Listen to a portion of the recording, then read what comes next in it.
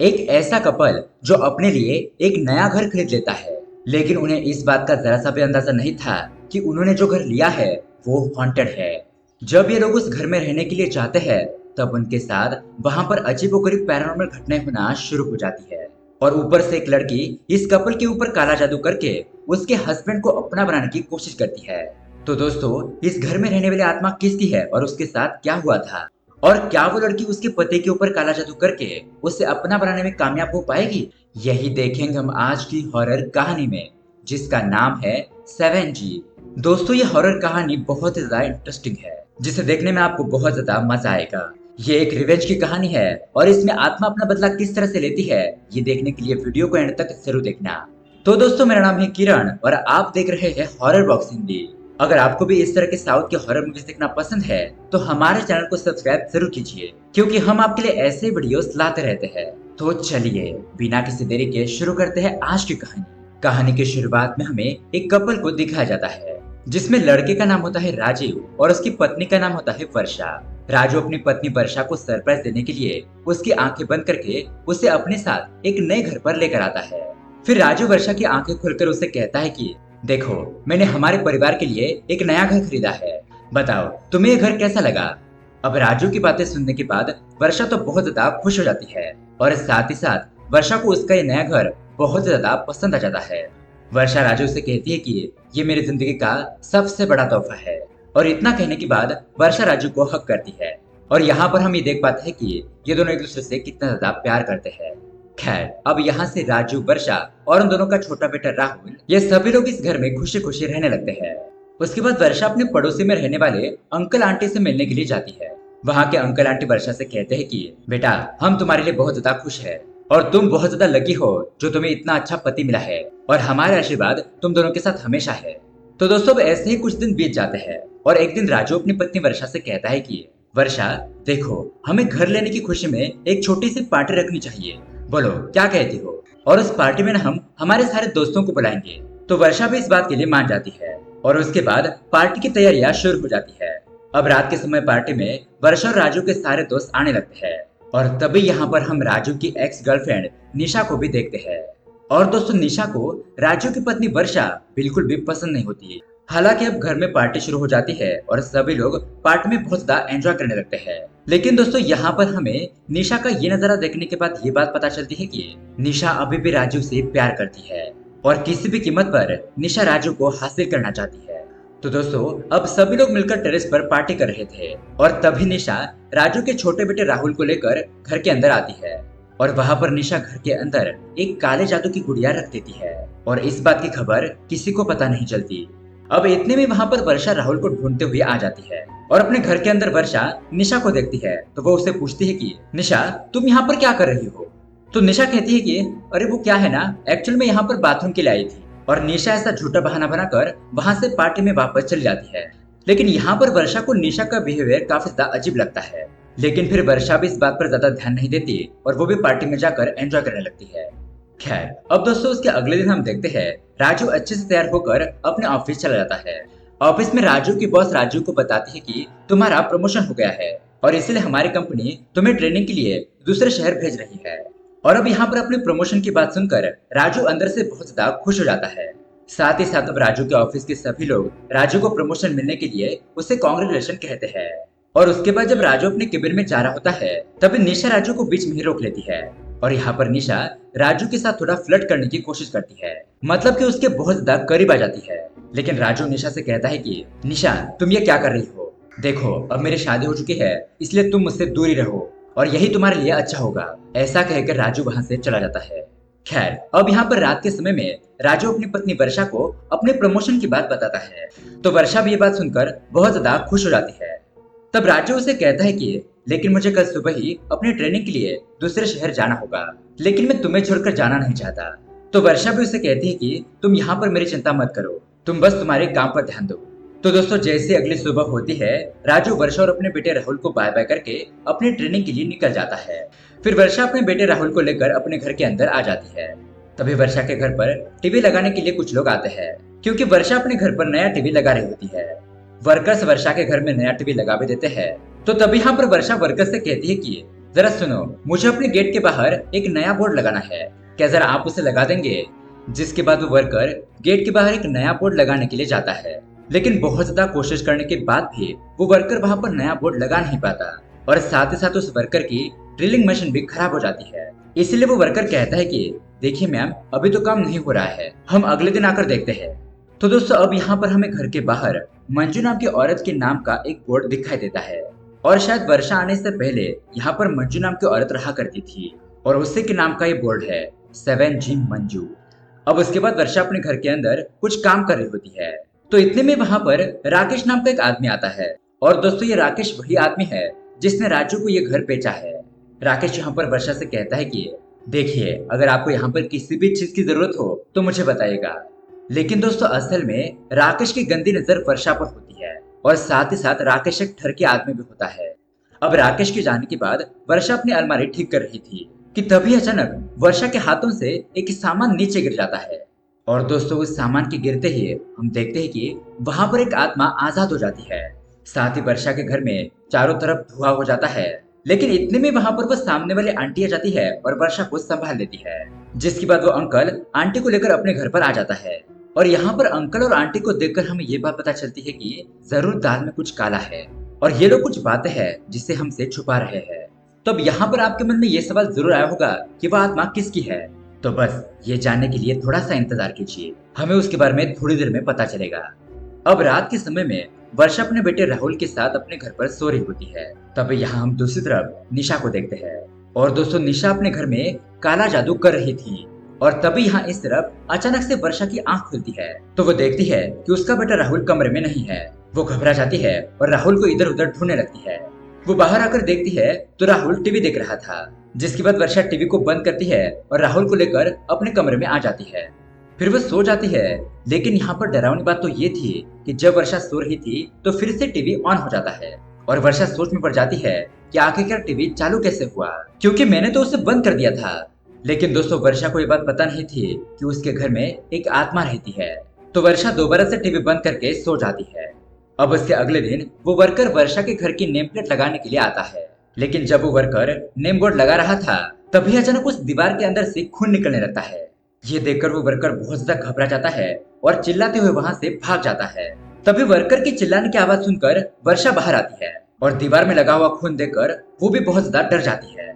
फिर वर्षा भागते हुए सिक्योरिटी के पास आकर उसे सारी बात बताती है कि उसके घर के बाहर ऐसा ऐसा हुआ है। इसलिए सिक्योरिटी गार्ड जल्दी से जल्दी वर्षा के घर पर जाता है, लेकिन दोस्तों जब गार्ड वहां पर देखता है तो वहां पर कोई भी खून नहीं था। सिक्योरिटी गार्ड वर्षा से कहता है कि मैडम आपको जरूर कुछ वहम हुआ होगा, आप एक काम कीजिए, आप थोड़ा सा आराम कीजिए जिससे आप ठीक हो जाएगी। तो दोस्तों उस समय वर्षा भी इस बात पर ज्यादा ध्यान नहीं देती है। वो सोचती है कि हाँ ये मेरा ही वहम होगा, मैं कुछ ज्यादा ही सोच रही हूँ। लेकिन उसके अगले दिन वर्षा राहुल को स्कूल छोड़ने के लिए जाती है और जब वो स्कूल से अपने घर पर वापस आती है तभी वर्षा के घर पर एक आदमी आता है। वो आदमी उसे कहता है कि मैडम आपका ड्राइंग बुक ये लीजिए, आपने मुझे लाने के लिए कहा था। तो वर्षा कहती है कि ड्राइंग बुक, मैंने कोई ड्राइंग बुक ऑर्डर नहीं किया है। तो वो वर्कर कहता है कि अरे मैम कैसे नहीं, आप ही ने तो कुछ देर पहले मंगाया था। तो दोस्तों यही से वर्षा समझ जाती है कि जरूर उसके साथ कुछ न कुछ गलत हो रहा है और इस चीज का पता लगाने के लिए वर्षा अपने फ्लोर का सीसीटीवी फुटेज चेक करती है। तो दोस्तों यहाँ पर उन्हें एक शॉकिंग बात पता चलती है। सीसीटीवी में वर्षा को एक औरत का हाथ दिखाई देता है और वो औरत उस आदमी को ड्राइंग बुक लाने के लिए पैसे दे रही थी। अब ये देखकर वर्षा की हालत तो खराब हो जाती है। वो सोच में पड़ जाती है कि आखिरकार वो औरत कौन थी। अब रात के समय जब वर्षा सो रही थी तो तभी उसे अपने घर में किसी के चिल्लाने की आवाज आने लगती है और ये आवाजें बहुत ज्यादा तेज आ रही थी। वर्षा अपने कमरे के बाहर आती है और देखती है तो उसे अपने घर में कोई भी दिखाई नहीं देता, जिससे कि वो बहुत ज्यादा टेंशन में आ जाती है। उसे यहाँ पर समझ नहीं आ रहा था कि वो अब क्या करे और शायद उसे इस बात पर यकीन हो जाता है कि उनके घर के अंदर किसी आत्मा का साया है। इसीलिए दोस्तों वर्षा अपनी दोस्त सीमा को ये सारी बात बताती है। तो सीमा उसे कहती है कि तुम अभी अभी नए घर पर शिफ्ट हुई हो और तुम काम करते वक्त काफी ज्यादा थक जाती हो, इसलिए तुम्हें ऐसा लग रहा होगा। उस बात पर ज्यादा ध्यान मत दो, ऐसा कुछ नहीं होता। दरअसल दोस्तों यहाँ पर सीमा को वर्षा की बातों पर जरा सा भी भरोसा नहीं होता, लेकिन फिर भी वर्षा उसे अपने घर में हो रही घटनाओं के बारे में बताने लगती है। तो सीमा उसे कहती है कि ठीक है, हम एक काम करते हैं, आज रात मैं तुम्हारे घर पर रुकूंगी और अगर तुम्हारे घर में भूत होगा तो मुझे उसके बारे में पता चल जाएगा। अब दोस्तों यहाँ पर सीमा जोश जोश में बोल तो देती है, लेकिन सीमा भी नहीं जानती थी कि उसके साथ क्या होने वाला है। अब रात के समय में सीमा वर्षा के घर पर आ जाती है और कुछ देर आपस में बात करके वर्षा और सीमा सो जाते हैं। लेकिन थोड़ा टाइम बीतने के बाद आधी रात को वर्षा को सीमा का कॉल आता है। सीमा वर्षा से कहती है कि वर्षा, तुम्हारे घर में सच में भूत है, क्योंकि रात में जब मेरी आंख खुली तब मैं तुम्हारे घर पर नहीं बल्कि तुम्हारे घर के टेरेस पर थी और साथ ही साथ मुझे वहां पर किसी डरावनी आत्मा की आवाज भी सुनाई दे रही थी। और ये सब कुछ देखने के बाद मैं बहुत ज्यादा डर गई और अपने घर पर चली आई।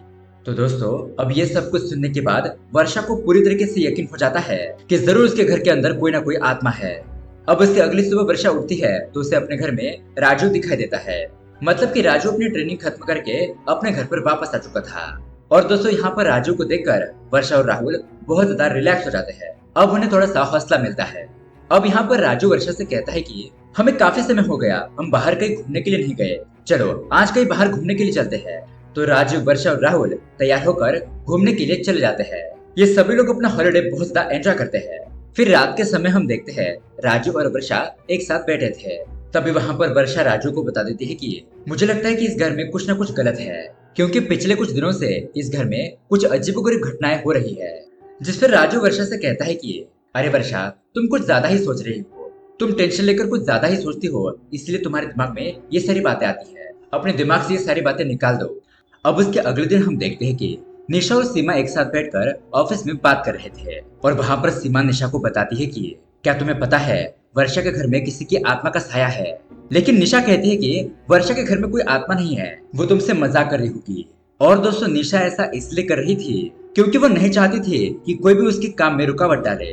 अब उसके बाद दोस्तों, धीरे धीरे ये आत्मा वाली बात राजू के ऑफिस में फैल जाती है और इसके बारे में सभी लोगों को पता चल जाता है, जिसकी वजह से सभी लोग राजू से उसके बारे में पूछने लगते हैं कि भाई, तुम्हारे घर पर कोई आत्मा है। और अब ये सभी लोगों से आत्मा वाली बात सुनकर राजू बहुत ज्यादा परेशान हो जाता है। इसलिए राजू तुरंत ही वर्षा को कॉल करके कहता है कि तुम्हारी वो आत्मा वाली बात ना मेरे ऑफिस में सभी लोगों को पता चल गई है और सभी लोग मुझसे उसी बारे में पूछकर मेरा मजाक बना रहे हैं। ये सब कुछ तुम्हारी वजह से हुआ है, तुम्हें क्या जरूरत थी ये सब बात मेरे ऑफिस में बताने की। तो उसके बाद वर्षा सीधा सीमा को कॉल करती है और उससे पूछती है कि तुमने किस किस को आत्मा वाली बात बताई। सीमा वर्षा से कहती है कि मैंने तो ये बात सिर्फ निशा को ही बताई थी और लगता है कि निशा ने ऑफिस में सभी लोगों को ये बात बता दी। इसलिए दोस्तों, अब यहाँ पर वर्षा इस आत्मा से बचने के लिए कुछ उपाय ढूंढने लगती है। उसके दिमाग में आइडिया आता है कि वो इस आत्मा से बचने के लिए किसी बाबा को यहाँ पर बुलाएगी। और इसलिए दोस्तों, वर्षा गूगल पर किसी बाबा को ढूंढती है। लेकिन जब वर्षा गूगल पर बाबा को ढूंढ रही थी कि इतने में वर्षा का लैपटॉप खराब हो जाता है। और ये लैपटॉप और किसी ने नहीं बल्कि उस भूत ने ही खराब किया था। तभी वहां पर वर्षा देखती है कि उसका बेटा राहुल खिड़की से गिरने वाला था, इसलिए वो जल्दी से जाकर अपने बेटे को पकड़कर बचा लेती है।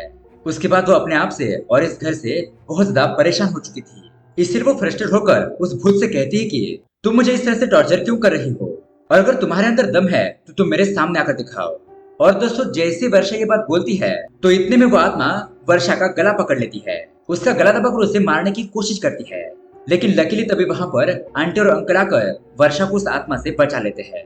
तब वो अंकल आंटी वर्षा से कहते हैं कि तुम्हारे घर में जो आत्मा रह रही है वो किसी और की नहीं बल्कि मंजू की आत्मा है, और तुम्हारे यहाँ पर आने से पहले मंजू अपने बेटे के साथ इस घर में रहा करती थी। तब यहाँ पर अंकल आंटी मंजू की आत्मा को उनके सामने आने के लिए कहते हैं और तब जाकर मंजू की आत्मा उनके सामने आती है। वर्षा मंजू से पूछती है कि आखिरकार तुम कैसी आत्मा हो और तुम मुझे परेशान क्यों कर रही हो, और आखिरकार तुम्हारे साथ हुआ क्या था। तो अब मंजू वर्षा को अपने पास्ट के बारे में बताने लगती है। और दोस्तों, यहाँ से कहानी जाती है पास्ट में। काफी समय पहले की बात है, मंजू अपने बेटे के साथ खुशी खुशी इस घर में रहती थी। साथ ही अंकल आंटी मंजू और उसके बेटे को बहुत ज्यादा प्यार करते थे। जिसके बाद एक दिन हुआ ये कि मंजू के घर पर उसका पति राकेश आता है। और दोस्तों, ये वही राकेश है जिसने राजू को एक घर बेचा था। पर राकेश एक घटिया इंसान था, इसलिए मंजू राकेश के साथ नहीं रहती थी। लेकिन राकेश मंजू के घर पर आकर उसे परेशान करता था। एक दिन राकेश मंजू के घर पर आता है और उसे 1 लाख रुपए मांगता है, क्योंकि राकेश अपना सारा पैसा जुए में हार चुका था। तो यहाँ पर मंजू राकेश को एक भी पैसा देने से मना कर देती है। तो राकेश काफी ज्यादा गुस्सा होकर मंजू के घर से बाहर चला जाता है। जिसके बाद वो अपनी गर्लफ्रेंड के पास जाता है और उससे पैसे मांगने लगता है। लेकिन उसकी गर्लफ्रेंड भी उसे पैसे देने से मना कर देती है। तो यहाँ पर राकेश बड़े ही टेंशन में था। तो इतने में राकेश के पास पैसे मांगने के लिए कुछ लोग आते हैं, क्योंकि राकेश ने उनसे पैसे उधार के तौर पर लिए थे और अब तक वो उनके पैसे लौटा नहीं पाया था। राकेश उन लोगों से कहता है कि मैं आपके पैसे जल्दी से लौटा दूंगा, बस मुझे थोड़ा टाइम दीजिए। जिस पर वो लोग राकेश से कहते हैं कि सुनो, अगर तुमने कल तक हमारे पैसे नहीं दिए तो तुम्हारी जिंदगी गई समझो। तो अब राकेश अपनी मौत की खबर सुनकर बहुत ज्यादा घबरा जाता है। अब वहां पर ये सभी लोग पैसे को कैसे इकट्ठा करेंगे इसके बारे में सोच रहे थे। तो राकेश का फ्रेंड अमन, साहिल और रितेश उसे कहते हैं कि राकेश सुनो, हमारे पास एक आइडिया है। अगर तुम मंजू के बेटे को पकड़कर उसे मारने की धमकी दोगे तो मंजू अपने बेटे की जान बचाने के लिए तुम्हें पैसे जरूर देगी। और अब ये बात सुनने के बाद राकेश मंजू के घर पर जाता है। राकेश वहां पर मंजू के बेटे को पकड़कर उसे कहता है कि सुनो, अगर तुमने मुझे पैसे नहीं दिए तो मैं तुम्हारे बेटे को जान से मार दूंगा। और ये नजारा देखकर मंजू काफी ज्यादा डर जाती है और वो अपने बेटे को बचाने के लिए राकेश को सारे पैसे दे देती है। लेकिन दोस्तों, पैसे मिलने के बावजूद भी राकेश मंजू और उसके बेटे को नहीं छोड़ता।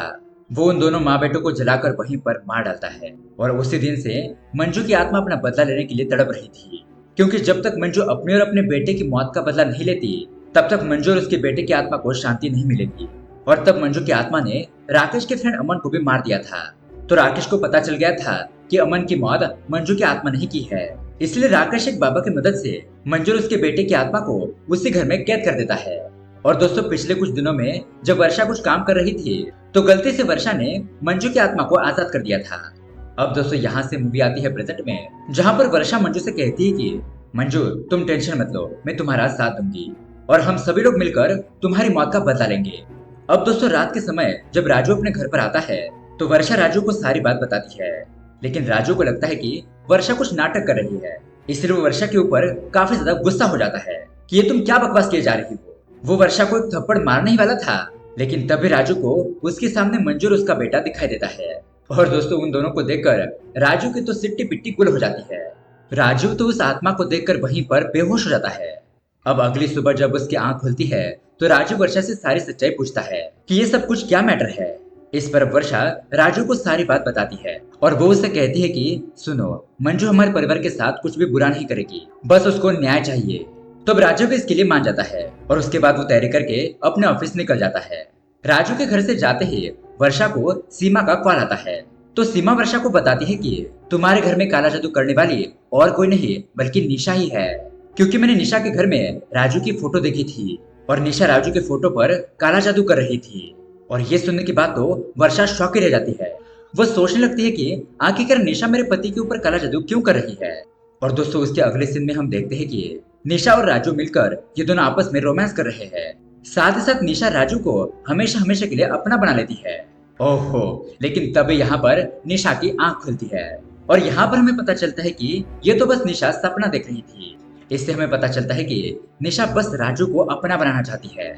तो अब यहाँ पर निशा अपने गुरुजी के साथ वीडियो कॉल पर बात करती है और वो कहती है कि सुनिए गुरुजी, अभी तक राजू मेरा नहीं हुआ है और मुझे कैसे भी करके राजू को अपना बनाना ही है। लेकिन दोस्तों, तभी हम देखते हैं कि निशा के घर में मंजू की आत्मा आ जाती है और वहां पर मंजू की आत्मा को देखकर निशा के तो पसीने ही छूट जाते हैं। वो बहुत ज्यादा डर जाती है और यहाँ पर मंजू निशा को जोरदार थप्पड़ भी लगाती है। मंजू से कहती है कि तुम एक भले आदमी के ऊपर काला जादू कर रही हो, अगर आज के बाद तुमने ऐसा किया तो मैं तुम्हें जान से ही मार दूंगी, समझ गई? अब ये सब कुछ बंद कर दो। अब इतने में ही निशा के घर पर उसका बॉयफ्रेंड साहिल आता है और साहिल को देखकर मंजू को बहुत ज्यादा गुस्सा आ जाता है, क्योंकि दोस्तों साहिल ने मंजू को मारने के लिए राकेश का साथ दिया था। और अब यहाँ पर मंजू को देखकर साहिल भी बहुत ज्यादा डर जाता है और वहां से भागने की कोशिश करता है। लेकिन आखिरकार मंजू साहिल को पकड़कर उसे जान से मार ही डालती है। उसके बाद मंजू वर्षा के पास आकर कहती है कि मुझे बस अब राकेश और रितेश को मारना है, उसके बाद मुझे हमेशा हमेशा के लिए मुक्ति मिल जाएगी। वर्षा भी उसे कहती है कि मैं राकेश को मारने में तुम्हारा पूरा साथ दूंगी। अब उसके अगले दिन आंटी वर्षा से कहती है कि तुम मंजू की मदद करके बहुत ही अच्छा काम कर रही हो और भगवान तुम्हें हमेशा खुश रखेगा। अब दोस्तों, वहां से सीन शिफ्ट होता है और हम राकेश और रितेश को देखते हैं जो कि एक जगह पर ड्रिंक कर रहे होते हैं। अब ड्रिंक करने के बाद वो दोनों अपने घर पर जाने के लिए निकलते हैं। लेकिन दोस्तों, जब रितेश अपने घर पर जा रहा होता है तो तभी वहां पर वर्षा आ जाती है। वर्षा यहाँ पर जानबूझकर रितेश से लिफ्ट मांगती है और रितेश वर्षा को लिफ्ट दे भी देता है। लेकिन दोस्तों, रितेश ये बात नहीं जानता था कि उसने वर्षा को लिफ्ट नहीं दी बल्कि अपनी मौत को लिफ्ट दी है। और अब वो आगे बढ़ते वक्त जब अपनी कार के शीशे में देखता है तो तभी उसे कार के अंदर मंजू की आत्मा दिखाई देती है। अब यहाँ पर मंजू को देखकर उसकी हालत तो खराब हो जाती है। तभी उसका बैलेंस बिगड़ने की वजह से उसकी कार का एक्सीडेंट हो जाता है और इस एक्सीडेंट में जलकर रितेश की मौत हो जाती है। इस तरह से दोस्तों, मंजू ने रितेश को तो मार दिया था। अब उसके बाद बारी थी राकेश की। खैर, अब दोस्तों उसके अगली सुबह हम देखते हैं पुलिस को रितेश की मौत की खबर मिलती है पुलिस तुरंत ही घटनास्थल पर पहुंचती है और रितेश की मौत को देखकर उसे एक्सीडेंट करार दे देती है।